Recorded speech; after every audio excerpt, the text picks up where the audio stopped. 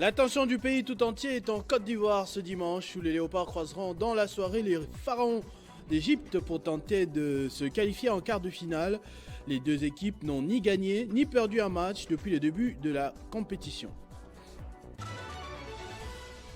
Le retour de Jean-Tini Ngobila à la tête de la ville de Kinshasa ne fait pas que des heureux. Depuis la publication de la correspondance de Peter Kazadi, plusieurs Vox Populi dénoncent une décision impopulaire.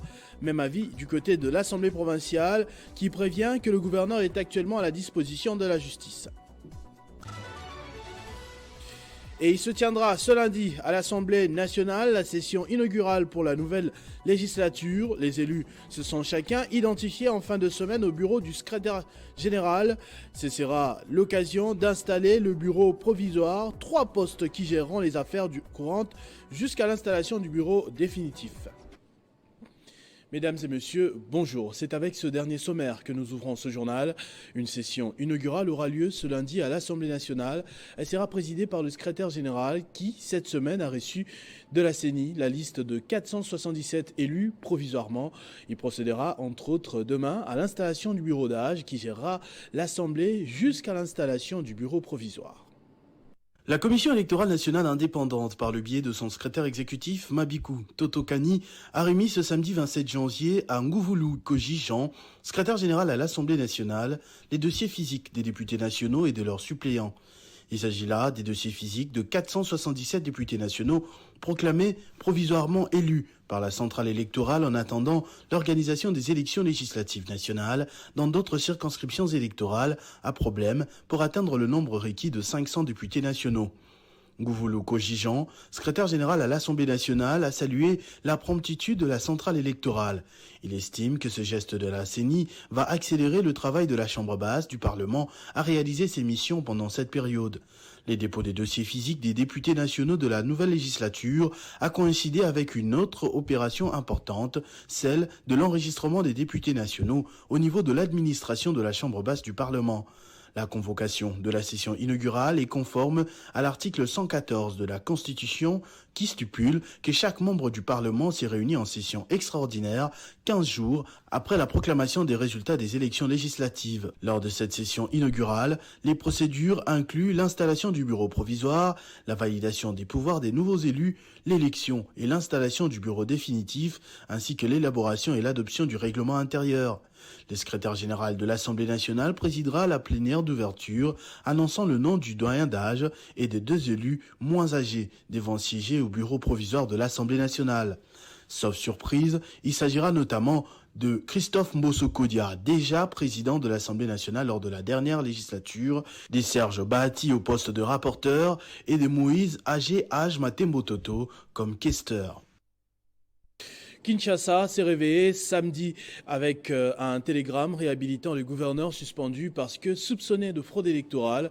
Une décision que le vice-premier ministre de l'Intérieur, Peter Kazadi, justifie par la recherche de la paix et la cohésion sociale. Jean-Tini Ngobila, qui avait toujours clamé son innocence, a fêté cette nouvelle avec quelques partisans qui lui sont restés fidèles pendant cette crise.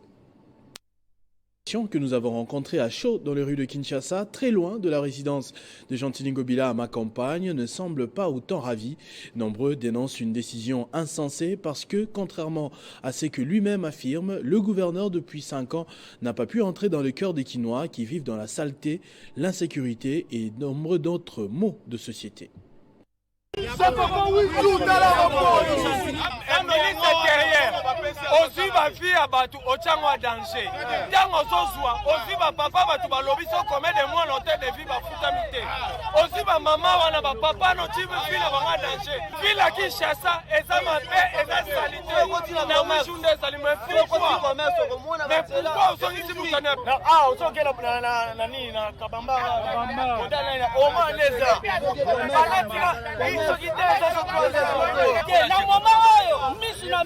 Pour la salité, la demande au Souba na Willery. Mais lelo, dans la 6 jours, tokome okanga ba photo. Tokome okanga ba photo na Willery papa, chez Coco. Amelishi na yoki sonya obaka mulangi. Ko awa ezala bena fulu poubelle nyonso awa. Toilette awa.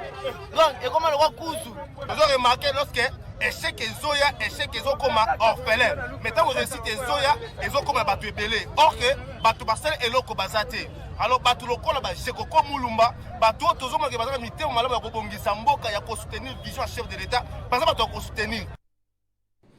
Des réactions appuyées par la position de l'Assemblée provinciale de Kinshasa. Son président Godem Poi a écrit au vice-premier ministre de l'Intérieur, Sécurité et Affaires coutumières pour l'informer que Jean-Tini Ngobila, mis à la disposition de la justice, ne peut plus exercer ses fonctions sans écrouler les principes de l'état de droit. Il suggère que son adjoint intérimaire puisse expédier les affaires courantes, comme c'est le cas depuis quelques jours.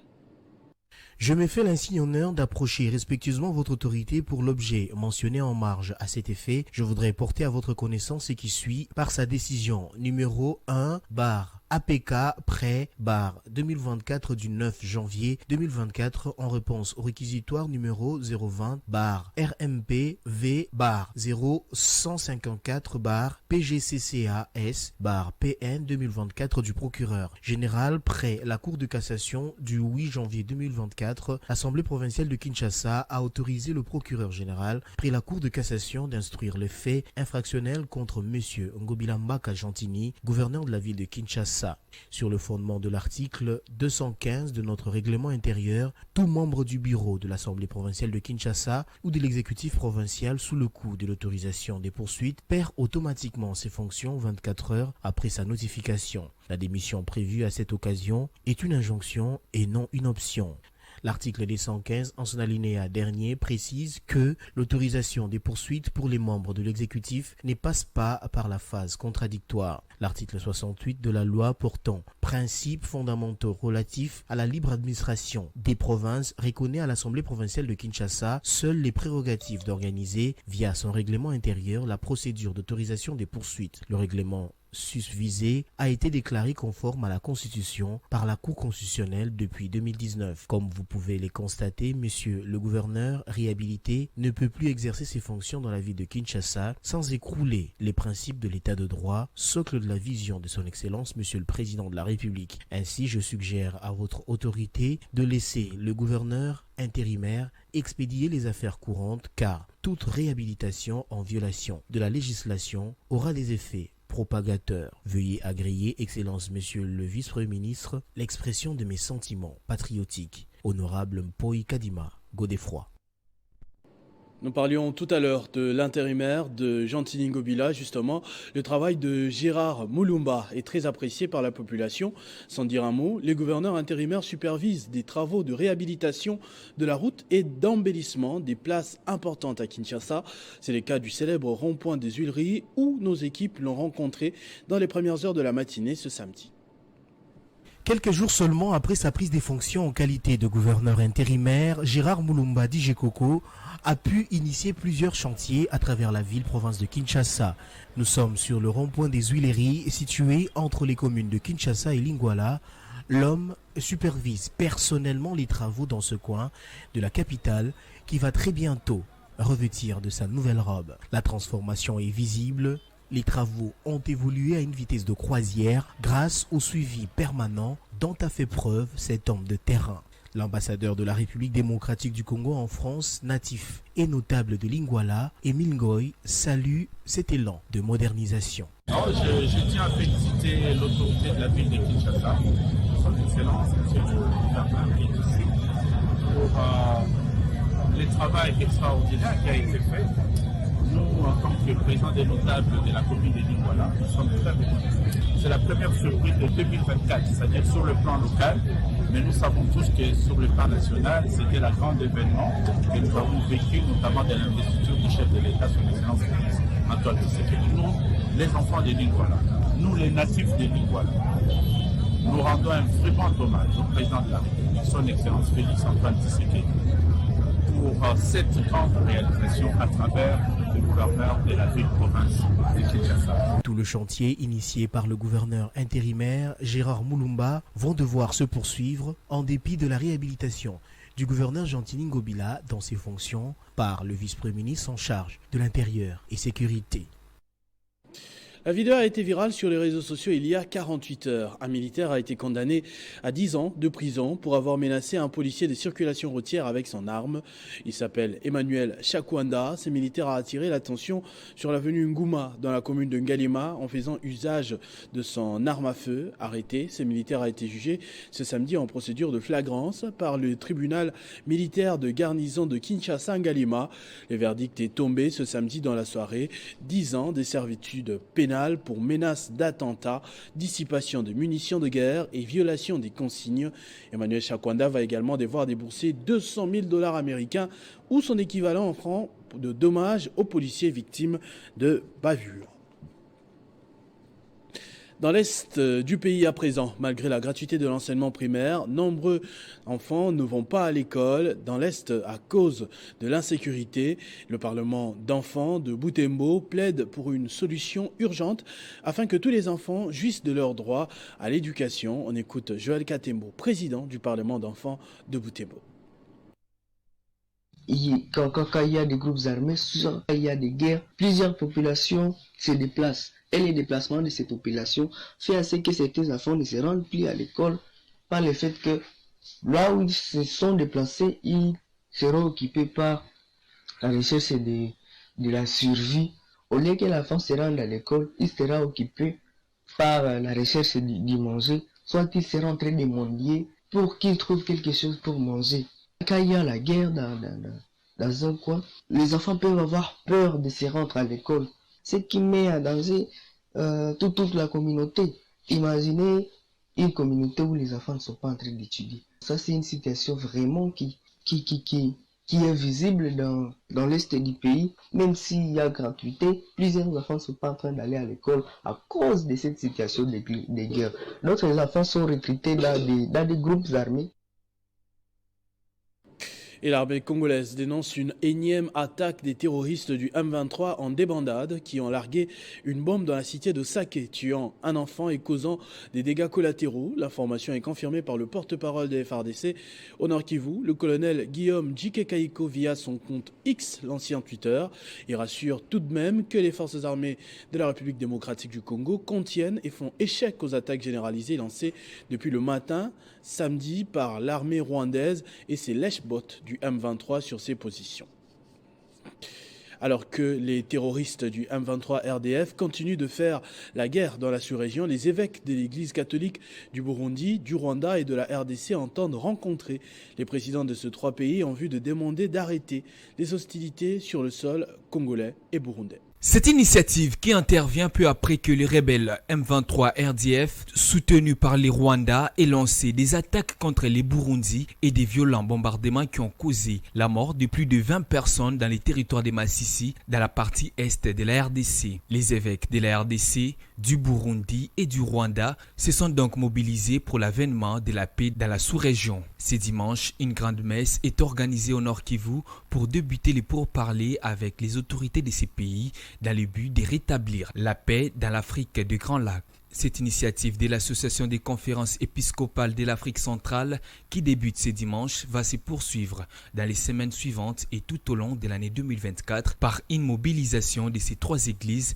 pour des échanges fraternels transfrontaliers porteurs du message d'amour de Jésus-Christ. Dans leur communiqué, les évêques précisent que ces échanges et partages engageront jeunes, enfants, fidèles et l'ensemble des citoyens de ces trois nations à construire ensemble un monde apaisé, tandis que les églises mèneront main dans la main des actions de plaidoyer pour les retours de la paix et des bien-être des populations de toute la sous-région des Grands Lacs auprès des autorités et des décideurs locaux et nationaux. Page sportive à présent. Les Congolais, dans leur ensemble, retiennent leur souffle à quelques heures du match qui opposera les Léopards aux Pharaons d'Égypte. Une rencontre au sommet entre deux équipes qui n'ont ni gagné ni perdu le moindre match depuis le début de la compétition. Les Quinois, pour ce qui est de Kinshasa, attendent ce match comme une finale. D'un côté parce que la RDC est rarement venue à bout de l'Égypte dans un match officiel depuis des dizaines d'années. Et de l'autre parce que lors de leurs deux premiers matchs, les Léopards se sont distingués avec du très beau jeu malgré le manque de finition. Avant la rencontre, Sébastien Desabres et Samuel Moutoussamy se sont montrés confiants en conférence de presse d'avant-match. On a beaucoup travaillé pour atteindre ces huitièmes de finale. On est, comme je le disais depuis le début de la compétition, dans un rôle de challenger. On le sera aussi demain contre l'Égypte, contre une belle équipe d'Égypte qui reste en 3 ans sur 2 finales. C'est l'équipe qui est la plus titrée dans la compétition. On connaît la capacité de l'Égypte, c'est un top 5 du top africain. Nous, c'est l'objectif qu'on a, c'est d'arriver à terme dans ce projet-là, d'être dans le top 5. Donc il nous reste beaucoup de travail et c'est une superbe opportunité pour nous, encore une fois, de s'évaluer avec nos forces contre cette équipe. Donc nous, on est calme, on est confiant parce qu'on a montré des choses intéressantes qu'on n'a malheureusement pas validées par une victoire, mais on a été solide défensivement et on sait ce qu'on a à faire demain et on va jouer notre jeu et on sait qu'on sera difficile à jouer également. Oui, bien sûr, on est concentré, on est focus sur le match.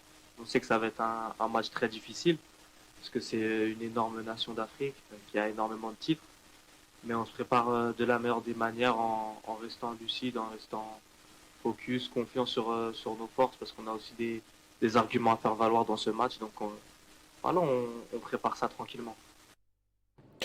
L'Angola et le Nigeria, de leur côté, sont les premiers qualifiés en quart de finale de la Coupe d'Afrique des Nations Côte d'Ivoire 2023. Ils ont composé leur ticket qualificatif ce samedi 27 janvier 2024 en prenant le meilleur respectivement sur la Namibie 3-0 et le Cameroun 2-0. Le Nigeria aura grandement intérêt à prendre au sérieux des déterminés angolais. Les Palancas Negras ont facilement dominé les Brave Warriors de la Namibie. Après 14 ans d'attente, l'Angola est de nouveau en quart avec une équipe joueuse et disposant d'une kyrielle d'armes en attaque. Ce journal est terminé, je vous en rappelle tout de suite les principaux titres. L'attention du pays tout entier est en Côte d'Ivoire ce dimanche où les Léopards croiseront dans la soirée les Pharaons d'Égypte pour tenter de se qualifier en quart des finales. Les deux équipes n'ont ni gagné ni perdu un match depuis le début de cette compétition. Le retour de Gentili Ngobila à la tête de la ville de Kinshasa ne fait pas que des heureux. Depuis la publication de la correspondance de Peter Kazadi, plusieurs Vox Populi dénoncent une décision impopulaire. Même avis du côté de l'Assemblée provinciale qui prévient que le gouverneur est actuellement à la disposition de la justice. Il se tiendra ce lundi à l'Assemblée nationale la session inaugurale pour la nouvelle législature. Les élus se sont chacun identifiés en fin de semaine au bureau du secrétaire général. Ce sera l'occasion d'installer le bureau provisoire, 3 postes qui géreront les affaires courantes jusqu'à l'installation du bureau définitif. À tous et à toutes, merci de votre attention soutenue. Restez fidèles au programme de votre chaîne Télé 50. Vivez heureux, vivez 100 ans, mesdames et messieurs.